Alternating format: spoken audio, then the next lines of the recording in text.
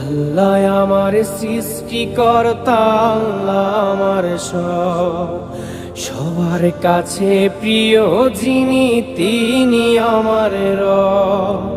দুনিয়া করব সবাই আল্লাহর ইবাদত, দুনিয়া করব সবাই আল্লাহর ইবাদত। সব কিছুতে দিবেন তিনি তারি রহমত, সব কিছুতে দিবেন তিনি তারি রহমত। আল্লাহ আমার সৃষ্টিকর্তা, আল্লাহ আমার সবার কাছে প্রিয় যিনি তিনি আমার রব।